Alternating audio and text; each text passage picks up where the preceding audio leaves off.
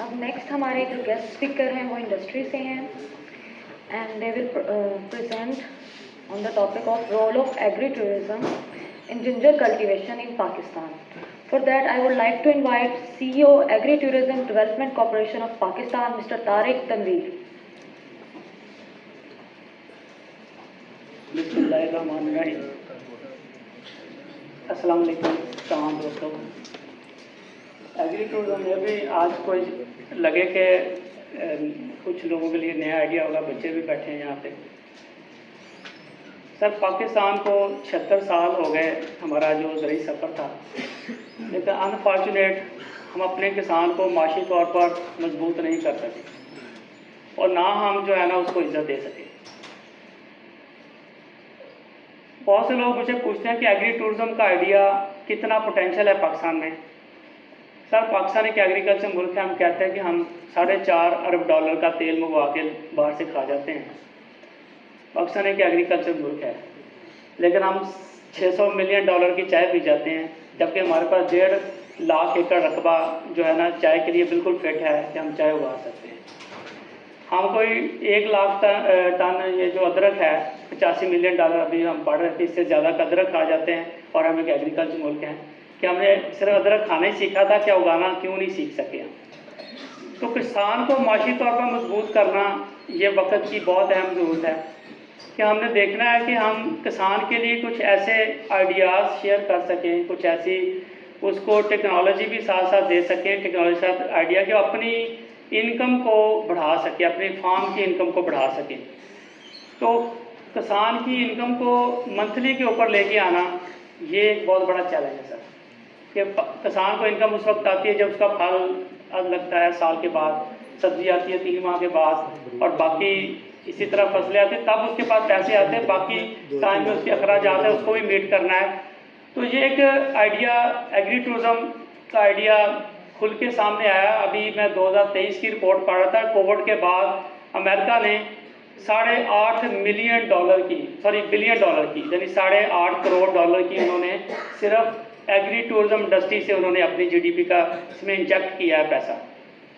तो हमें आंखें खोलने की ज़रूरत है कि पाकिस्तान में ये पोटेंशियल क्यों नहीं लिया जा सकता। ये मैं आपको बताना चाहता हूँ कि बहुत से दोस्तों के लिए कि एग्री टूरिज्म बेसिकली है क्या। छोटा सा आइडिया है ये, हम इसके एक्सपेरिमेंट कर चुके हैं। फिर मैं जिंजर के साथ भी जोड़ूंगा कि हमने किस तरह काशम रिसर्च साहब के साथ और आमर शहजाद का मिलकर क्या किया। तो ये मैं बैम्बू की इसलिए मिसाल देना चाहूँगा कि ये सबसे लंबी क्रॉप है जो किसान को पैसे देती है। अब और बहुत से किसान बैठे होंगे कि 3 साल के बाद जाके ये किसान को जो है ना पैसे देने शुरू करती है। 3 साल से पहले उसके हाथ में कोई पैसा नहीं आता। ये पहला एक्सपेरिमेंट फार्म था जो हमने पाइफेर में शुरू किया। एग्री टूरिज्म का आइडिया था कि हम बैम्बो के अंदर कुछ इस तरह की एक्टिविटी जनरेट की जाए कि वहाँ पे हमने एयर राइड्स चलाएं, इसके अंदर कुछ तांगा राइड्स, कैमरा राइड चला दी जाए, कोई रेस्टोरेंट बना दिया जाए, वहाँ पे कुछ बच्चों के झूले लगा दिए जाए, बैठने की जगह बना दी जाए, उसके अंदर बैम्बो बिरयानी, बैम्बो के अंदर बने हुए डिफरेंट खाने खिला दिए जाएँ और इसके शूट्स को भी हम यूटिलाइज करें। मैं आपको ये कहना चाहता हूँ सर, ये जो फार्म है 2000 बंदा डेली इस फार्म को विजिट करने आता है और 250 रुपये इसका टिकट है। 1.5 करोड़ पर मंथ की सिर्फ टिकट बेचता है ये फार्मर। अगर बांस दिखा के 1.5 करोड़ रुपया महीने का कमाया जा सकता है तो सर हमारे मैंगो के बाग भी मौजूद हैं, हमारे पास सिट्रस के बाग भी मौजूद हैं, ऑलिव के बाग मौजूद हैं।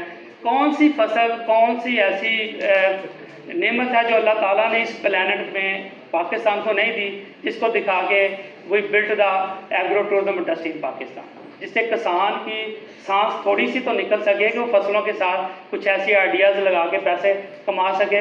लोग फसलों में क्यों जाएंगे, लोग शहरों के लोग गांव में क्यों जाएंगे। ये एक बहुत इंटरटेनिंग और फन है कि हमारे शहर के बच्चों को आइडिया नहीं है कि स्ट्रॉबेरी कहाँ पे लगती है, मूलियाँ दरख्तों पे लगती हैं, ज़मीन से निकल, they have no idea about this. तो दुनिया ने इसी नॉलेज को लेके फार्मर को और रूरल डेवलपमेंट को स्ट्रेंथ करने की कोशिश की। और मुझे पाकिस्तान के अलावा बहुत सी दुनिया में बहुत से मुल्कों में जाने का मौका मिला। मैं आपको बताना ये चाहता हूँ, पिछले 2 महीने पहले मैं इंडोनेशिया में था। वहाँ पे ये एक कॉफ़ी टूरिज्म विलेज उन्होंने हमें विजिट कराया सर। कॉफ़ी का जो इसके साथ उन्होंने कोकोआ 3 गाँव हमने वहाँ पे देखे, जिसके ऊपर नज़र आ रहे हैं कुछ स्लाइड पे। तो मैं सिर्फ चॉकलेट विलेज का आपको बताऊंगा कि चॉकलेट उनका नेटिव पौधा नहीं है उनका। इस तरह जिंजर हमारा समले हमारे पास नहीं, तो चॉकलेट का जो पौधा है उसको कोकोआ ट्री कहते हैं। उन्होंने क्या किया, 3 गाँव को मिला के उन्होंने अफ्रीका से कोकोआ ट्री को इंपोर्ट करके वहाँ पे लगाना शुरू किया और कम्युनिटी बेस्ड टूरिज्म को उन्होंने उस गांव के अंदर लेके आए।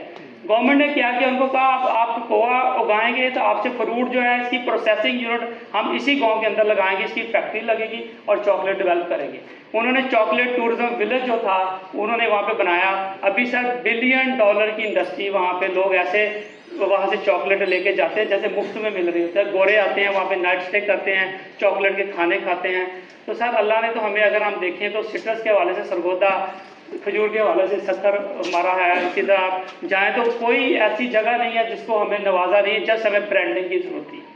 तो ब्रांडिंग करना क्या था, अब मैं आपको बताना ये चाहूँगा कि ब्रांडिंग क्या चीज़ है। ब्रांडिंग होता है कि हमने अपने किसी नाम का, अपने फार्म का एक नाम रखना होता है। हमारे कितने फार्मर हैं यहाँ पे जिन्होंने अपने फार्म का नाम लिखा होता है न, क्या लिखा होता है कि मेरा ये नाम है, मेरे फार्म का ये नाम है, मैं ये चीज़ें उगाता हूँ और अगर ये चीज़ें किसी को चाहिए मुझसे ले सकता है। ये 4 इन्फॉर्मेशन किसी फार्म के बाहर क्या लिखी हुई होती है, किसी ने देखी है कभी किसी फार्म के बाहर?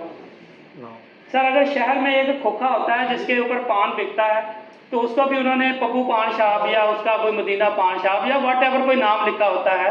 तो जिसकी करोड़ों की ज़मीनें हैं तो हम अपने फार्म का नाम क्यों ब्रांड नहीं करते? तो ये मस्ट में चाहिए कि सबसे पहले तो हमने अपने फार्म का नाम ब्रांड करना है। तो every farmer must be a brand.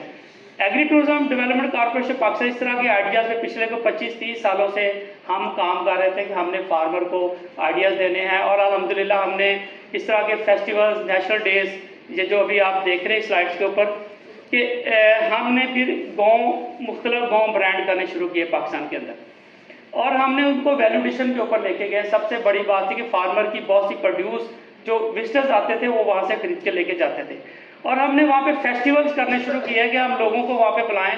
Harvesting festival जो किसी भी एग्रीकल्चर मुल्क का एक निशान होते हैं, उनकी एक प्राइड होते हैं कि हमने एग्रीकल्चर मुल्क है तो हमारे हार्वेस्टिंग फेस्टिवल किए जाते हैं।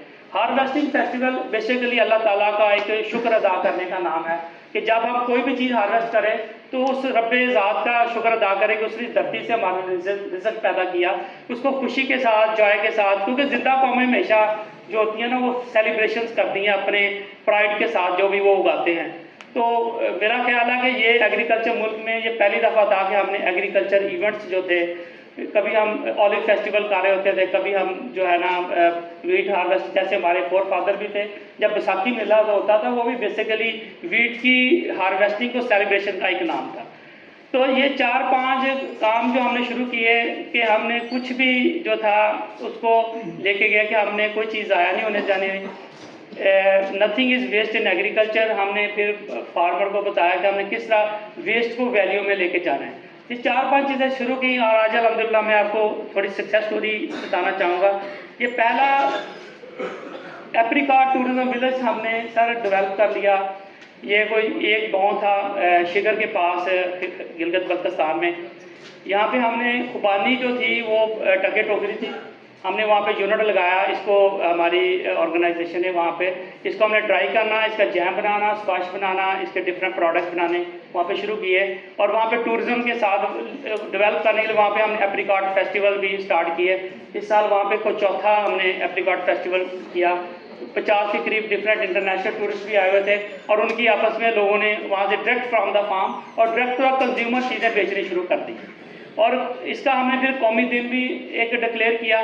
तो इस तरह ये जो खुबानिस्तान था ये पाकिस्तान का पहला एग्रो टूरिज्म विलेज बन के उभरा और ये एक ऐसी सक्सेस स्टोरी थी जो वहाँ के लोकल लोगों की इनकम के इन्हेंस करने का बायस बना।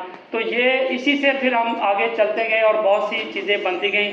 फिर हमने ये अभी इसी जो आइडिया के ऊपर मैंने कासम निश्चित साहब जहाँ पे बैठे हुए हैं और अमन शहजाद भाई, 2 लोग थे जिनसे हमने कहा कि वाई नॉट कि अगर हमने जिंजर को अगर हमने पाकिस्तान में प्रमोट करना है तो क्यों ना इसका भी एक टूरिज्म विलेज जो है थीम विलेज बनाया जाए। तो उन्होंने इस आइडिया को बड़ा वेलकम किया और पाकिस्तान का पहला जिंजर टूरिज्म विलेज जो था, थीम विलेज था, उन्होंने दावड़ी में उसका इफ्तिताह किया और डॉक्टर साहब जो हमारे हेड थे, ये अमर शहजाद भाई, सारे लोग वहाँ पे गए और पहली दफ़ा फिर हमने इसका नेशनल डे जो था जिंजर का, वो वहाँ पे सेलिब्रेट करना शुरू किया। तो ये एक गांव था, इसका थीम क्या था, वहाँ पे जिंजर की फैक्ट्री भी लगे, वैल्यूएशन भी हो रही हो और जो लोग सीड से लेकर बाकी मालूमात लेना चाहें वो भी मिले वहाँ पे, और एक टूरिज्म वहाँ पे हो और वहाँ पे लोग नाइट स्टे करें, जिंजर के बने हुए डिफरेंट खाने खाएं, इसके कावे खरीदें और इसको हम जिंजर को लेके एक ऐसा विलेज बना दें कि अगर इंटरनेशनल टूरिस्ट भी हमारे पास आए तो हमको दिखा सके, कम एंड सी कि हमारे पास एक ऐसा एक टूरिज्म विलेज है जिसमें आप जाके जो है ना जिंजर के मतलब फार्म टू फोक एवरीथिंग आप मालूमात भी ले सकते हैं, उसको एंजॉय कर सकते हैं। तो ये पहला थीम जिंजर टूरिज्म विलेज जो था ये डेवलप हो चुका और इसके जो कर्ता धर्ता हैं वो भी यहाँ पे बैठे हुए सक्सेस स्टोरीज की बताएंगे। तो नेशनल डे जो था जिंजर का वो भी डेवलप होना शुरू हुआ। सर जो कौमी दिन होते हैं किसी मुल्क की, जिससे देखें बाप का दिन भी मनाया जाता है, माओ का दिन भी मनाया जाता है, क्या किसान का दिन मनाया जाता है, ये भी बड़ा ज़रूरी था कि हम किसान का दिन भी मनाएं। फिर जी बिल्कुल जी मनाया, हाँ जी ये सर अब सारी चीज़ें शुरू हो गई हैं, अब तो आलू का दिन भी मनाया जाता है सर जी, हाँ जी बिल्कुल ऐसे ही है। तो बात वही है कि ये जो एक बेड़ा था एग्री टूरिज्म में आज से 10-15 साल पहले था कि हमने हर फसल का नेशनल डेज डेवलप किया। अभी हम 100 मुख्तलिफ फसलों के कौमी दिन जो है पाकिस्तान में सेलिब्रेट करते हैं और वो उसकी पीक हार्वेस्टिंग टाइम में सेलिब्रेट किए जाते हैं। तो ये सक्सेस स्टोरीज हैं कुछ जो हमने की हैं। फिर इस तरह अभी बैम्बो का टूरिज्म विलेज हम वही पाइफेरो में इसको डेवलप किया है। बनाना का एक टूरिज्म विलेज मैं चाहूँगा जल्दी से आप इसको मैं कवर कर दूँ। ये हमने टंडो सोमरो में सिंध में एक विलेज बनाया जिसमें इसके तने के कपड़े बनाए जाते हैं, पत्तों से टोकरियाँ बनाई जाती हैं, टिश्यू कल्चर लैब बनाना की वहाँ पे डेवलप हो गई और एक बनाना का टूरिज्म पूरा एक विलेज है जिसमें बनाना के हवाले से आपको पूरी मालूमात चाहिए इस गाँव से आपको मिल सकते हैं। ये उनके कॉन्टैक्ट नंबर भी साथ में दिए हुए कुछ लोगों के वहाँ पे जो इसके सालाना फेस्टिवल और इसको करते हैं। इसी तरह ये हमने सिट्रस टूरिज्म विलेज हमने सरगोदा में डेवलप कर लिया है। इसका डेट फार्म टूरिज्म विलेज हम सखर में डेवलप कर चुके हैं जिस पे डेट की पूरी इंडस्ट्री वहाँ पे डेवलप हो गई है। इसी तरह ये गार्डन सेंटर्स ये पत्तों की को हमने डिक्लेयर किया और वहाँ पे एक टूरिज्म डेस्टिनेशन डेवलप हो गई है सारी। गावा के हवाले से शरकपुर में हमने एक पूरा गाँव है जिसको हमने गावा टूरिज्म विलेज बनाया जिसपे हम गावा लीफ टी और इसके डिफरेंट प्रोडक्ट भी बन रहे हैं और उसकी सारी चीज़ें वहाँ पर डेवलप हो रही है। इसी तरह जो मैं जल्दी से निकालूंगा कुमार का है, मैंगो का ये हमने जो है ये मुल्तान में मौजा सदरपुर एक इलाका है, एक गांव है जिसको हमने मैंगो टूरिज्म विलेज, वहाँ पे पाकिस्तान में सबसे ज़्यादा किसी एक इलाके में पाई जाने वाली वैरायटियाँ तो 240 के करीब मैंगो की वैरायटियाँ इसी गांव के अंदर मौजूद हैं। आप गर्मी से लेकर सर्दी के किसी मौसम में जाएंगे तो आपको इस गांव में मैंगो मिलेगा। और मैंगो की चिप्स की फैक्ट्री लगी हुई है, इसके डिफरेंट प्रोडक्ट भी आपको वहाँ पे मिलेंगे और मैंगो फेस्टिवल भी सालाना मैंगो का कौमी दिन भी इसी गांव में सेलिब्रेट किया जाता है। ऑलिव का टूरिज्म विलेज हमने ये कलर कागज चकवाल में हमने डेवलप किया, वहाँ पे भी इसी तरह कोई इस साल हमने 8वां सालाना जो है ऑलिव टूरिज्म इसका फेस्टिवल भी किया है, इसका कौमी दिन भी वहाँ पे सेलिब्रेट किया जाता है। इसकी को 18 वैरायटियाँ ऑलिव की वैल्यू एडिशन प्रोडक्ट इस गांव के अंदर मौजूद हैं। यहाँ के फार्मर अपने एक इवेंट के ऊपर को 2-3 मिलियन की सेल करते हैं, डायरेक्ट कंज्यूमर वहाँ पे आता है, इनसे खरीद के लेके जाते हैं चीज़ें। इसी तरह ये भरी कोट में हमने स्वात में पीस टूरिज्म विलेज डेवलप कर चुके हैं और राइस का टूरिज्म विलेज हम ये चांद बाग स्कूल है, ये कोई 1000 एकड़ का मरीज के में एक स्कूल है जिसको हमने एज एक मॉडल विलेज जो है इसका डेवलप किया है। तो टी गार्डन टूरिज्म विलेज ये हमने शंक्यारी में ये मानसेरा के पास एक गाँव है, ये उसकी ओरिजिनल पिक्चर है जो आपको नज़र आ रही है। वहाँ पे 50 एकड़ में चाय लगी हुई है, बाकी एरिया भी चाय के लिए फिट है। तो वहाँ पे चाय की पूरी फैक्ट्री लगी हुई है, वहाँ पे हम चाय का कौमी दिन सेलिब्रेट भी करते हैं और वहाँ पे इसका फेस्टिवल भी होता है। 4 साल हो गए इसका हम सेलिब्रेट करते हुए वहाँ पे। इसी तरह डेलिया का और वैदिक टूरिज्म विलेज, मेडिसिनल प्लांट का और मशरूम के डिफरेंट विलेज हैं। और ये एक ऐसी स्टोरी है, ये एक ऐसा सक्सेसफुल काम है जिसको लेके हमारा जो किसान है 21वीं सदी का जो फार्मर है सर, वो फसलें उगाना भी सीख रहा है और अपनी बेहतर मैनेजमेंट भी सीख रहा है। लेकिन हम चाहते हैं कि 21वीं सदी का किसान अपने फार्म को इस तरह की टूरिज्म डेस्टिनेशन डेवलप करके शहर के लोगों को गांव के साथ एक कनेक्टिविटी डेवलप करके अपने फार्म पे कुछ एक्टिविटीज़ जनरेट करके और कुछ अपनी डायरेक्ट कंज्यूमर को चीज़ें बेच के इतना पैसा कमा सकता है। इसके ऊपर दुनिया में आप अगर गूगल पे जाए देखें कि एग्रो टूरिज्म या फार्म टूरिज्म कितनी बड़ी इंडस्ट्री है। जैसे अभी मैंने कहा कि इस साल अमेरिका ने $8.5 बिलियन की जो उन्होंने इंडस्ट्री सिर्फ एग्रो टूरिज्म से पैसा कमाया है। और अभी मैं बहुत से मुल्कों में जाता हूँ तो वहाँ पे एग्री टूरिज्म इस सिर्फ फार्म स्टे के आइडिया के ऊपर ही लोगों ने बेशुमार पैसा जो है ना कमाते हैं। तो हमारे किसान इस आइडिया को इग्नोर ना करें, अडॉप्ट करके देखें। इंशाल्लाह वो अपनी फसलों के साथ साथ एग्रो टूरिज्म के साथ भी बहुत सा पैसा कमा सकेंगे और अपने मुल्क को खुशहाल कर सकेंगे। और हम जो शहर के लोग हैं उनको एजुकेट करेंगे, सेहतमंद तर्ज ज़िंदगी और हेल्दी लाइफस्टाइल जो है ना वो हम इंट्रोड्यूस करा सकें इंशाल्लाह। थैंक यू वेरी मच जी। इस सिलसिले में अगर कोई क्वेश्चन हो तो मैं ज़रूर चाहूँगा अगर पूछे कि जी सर। मेरा नाम उपाड़ा से प्रोफेसर रिजवी मेरा नाम है। डिपार्टमेंट में फ्रेडो अस्पताल में है। उपाड़ा की फ्रेडो सोसाइटी है जो 1979 में डेवलप हुई थी। पाकिस्तान की बेटा एग्रीकल्चर सोसाइटी वाहिद है जो अब तक अपने भरपूर अंदाज में चल रही है।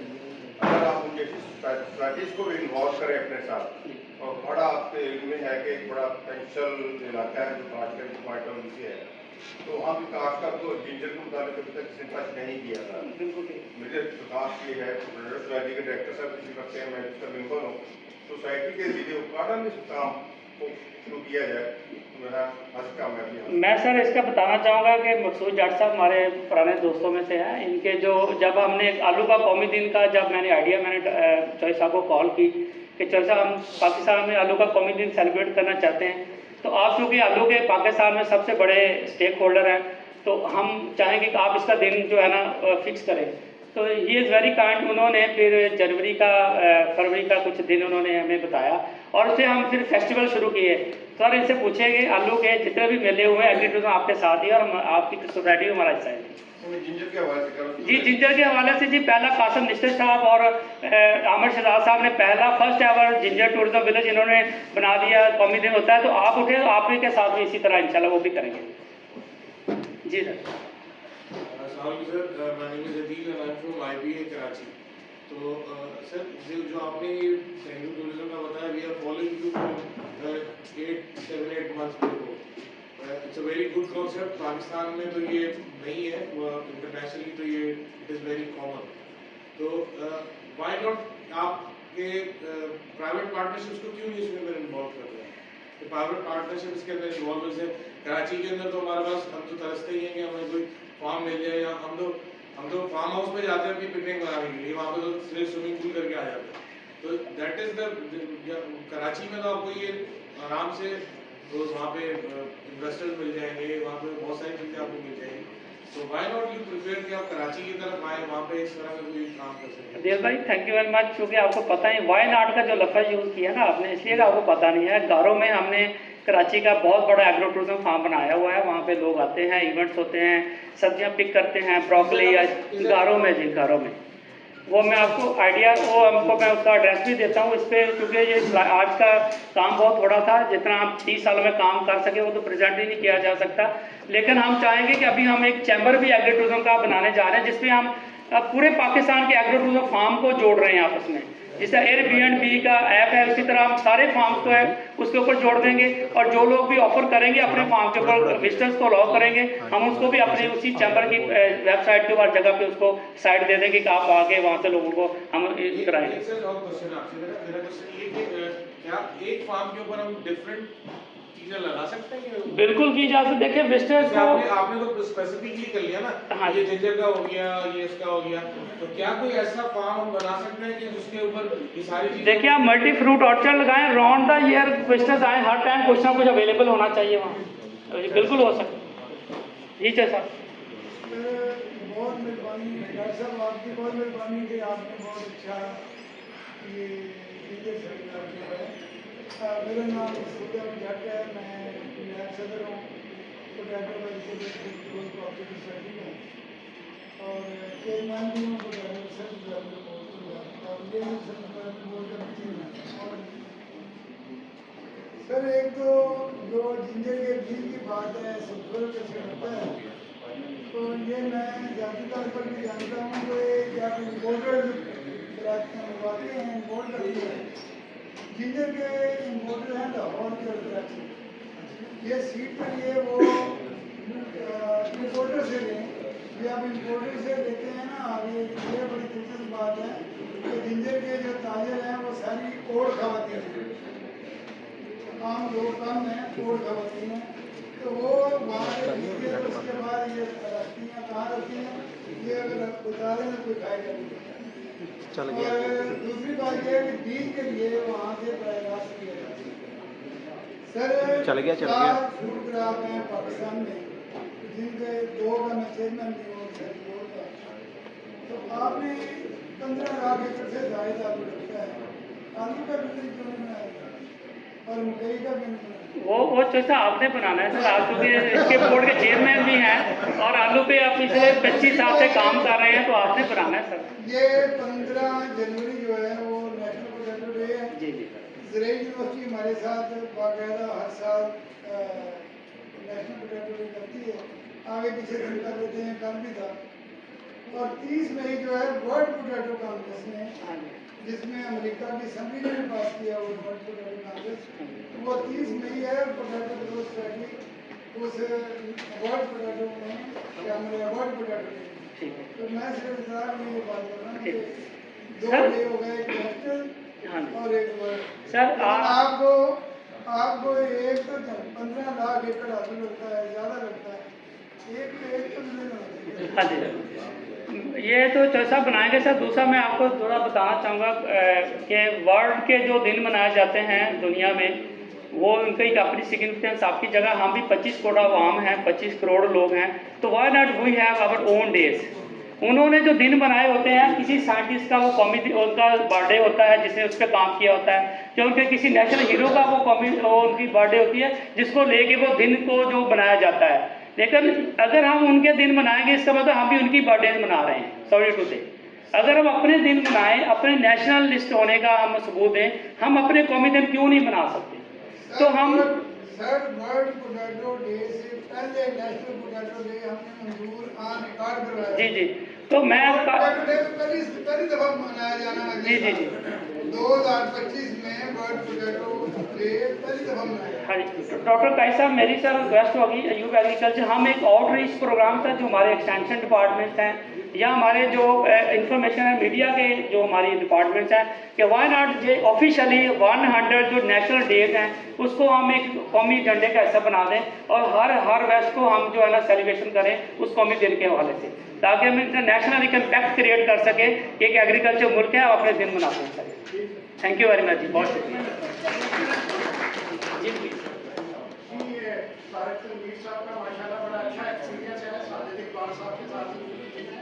तो हमने देखा इनका दाखवाला में जो इनका गार्डन है, वहाँ पे नर्सरी के मल्टीपल प्लांट्स हैं। मैं और काजी साहब इकट्ठे गए थे, तो बड़ा अच्छा इन्होंने डिवेल्प किया हुआ है।